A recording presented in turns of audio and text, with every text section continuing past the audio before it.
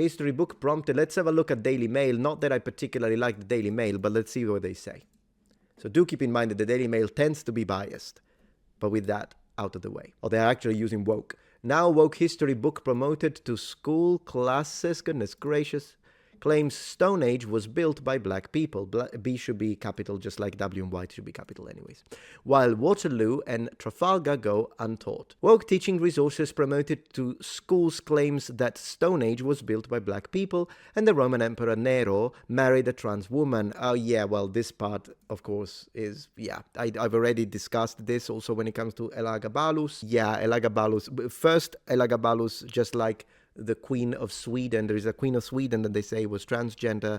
Neither Elagabalus nor this Queen of Sweden were transgender. It doesn't make sense to say it. And the cool thing that I did, because I knew that people would have called me transphobic due to this statement, I actually said that on a dedicated video. And then I found a transgender historian who agrees with me, took a clip and put it on my video. Now tell me that what I said is transphobic, because if you think that, then you're just calling a transgender person transphobic. Not just me saying that, according to whatever. Pro-transgender teaching materials. Well, I don't care about the transgender part. Yeah, unfortunately, this looks like very political, though, and I'm already seeing, like, woke this, woke that, and Black Lives Matter, George Floyd. This has nothing to do. I just wanted to know the Stone Age, right? The prestigious center-right unit found that George Floyd's death, again, no. Former history teacher and chairman of Campaigns for Real Education, Chris McGovern, said it was clear that the subject had been captured by the left. Oh gosh, this is all political. I don't care. I wanted to see British history. Okay, here. The report added that some resources, such as the book Brilliant Black British History, push contested narratives, open quotes, close quotes, such as black people building Stonehenge. I don't know why. Did I say Stone Age up to this point? Chairman said this. The book is marketed as, open quotes, a must-have in any school library, close quote, but its claim that early black Britons built the world-famous Neolithic stone circle is, open quotes, hotly contested and outside mainstream historical thinking, close quotes, yet presented as fact, according to the think tank. All right, of course, we're not going to just read this, because I want to read from different positions and different sources. In fact, do you know, is the Daily Mail, because the way this is, it's funny, because at one point I asked, do you guys think that, what kind of political bias do you think the Daily Mail has? And I've had people telling me all sorts of things. So what do you guys think? What is the political bias of the Daily Mail? Let me know. So, what do they base it on? That's what I'm interested in, the evidence. This is Elagabalus, by the way. That's a statue of Elagabalus. Great.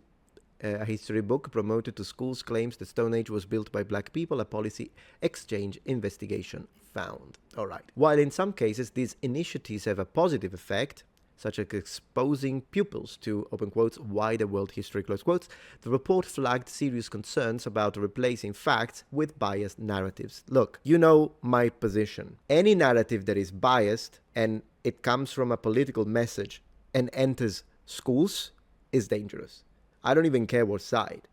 It's dangerous because that's what happens, for instance, in the 20th century regimes. Look at the Germans in 1940s. I'm sorry I have to say Germans, but I cannot say the Nazi word or this is going to get demonetized. That's what they did. Same in Italy. That's what they did. It starts in school. Why does it start in school? Propaganda is very powerful. It's a very powerful medium, and it can be used on all people in society.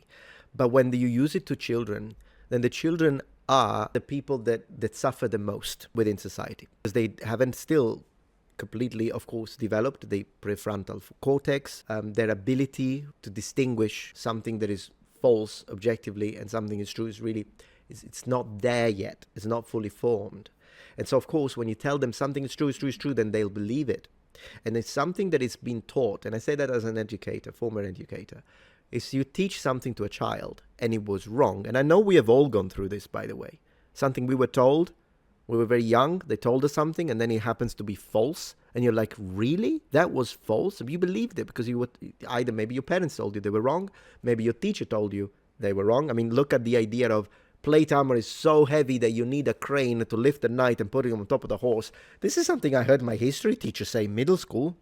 This isn't something that was said by someone who didn't know anything. Well, yes, It was, I was told by a teacher it was wrong. But did you have any way in middle school when you're 12 to think, I don't know if that makes sense, honestly. Maybe you could ask your dad, I guess, but it's difficult. And the younger you are, the more easily subject to the power of propaganda you could be. So once the message is established in your head, it's not easy to remove it. It can be removed, but it's not easy. And that's why what is taught in school is very important. What are you teaching these kids? That's what happens. I mean, yesterday, I read a little bit of the book Propaganda by Bernays, Edward Bernays, Freud's nephew. And it's a real thing. It happens. And so that's why I feel that we really need to look very closely on what is being taught to our children in school, because otherwise, what propaganda does, and we have seen this again with 20th century totalitarian regimes, is that the children are fed the propaganda, the adults die, and they get breeded out. Now, in the previous nucleus, you had adults that agreed with your political ideas and adults that disagreed with your political ideas. Once these die out and the children have been indoctrinated, now you have a new pool, and this pool agrees with you. It's as simple as that. That's how it works. It's how consensus is fabricated. Social engineering. Too many cases, this process has gone too far, leading to the teaching of radical and contested interpretation of the past as fact, or with anecdotes of interesting lives, replacing a deeper understanding of the core drivers of history. One resource from the Classical Association's Queering of the Past. I'm not here to discuss this right now. I don't want to talk about gender in classical antiquity. To be honest, I've already spoken about this. I want to know about the Stonehenge. Data also shows 83% said they had either decolonized or diversified the history teaching. Okay, and that's it. Okay, horrible article then. They didn't say anything. Holy moly, how do you even call this an article? Ooh, we're going to read the BBC. Because usually the BBC pushes this kind of ideas. So we're going to read that. One thing that we cannot dismiss, otherwise we're going to enter into gaslighting, and I do not appreciate gaslighters.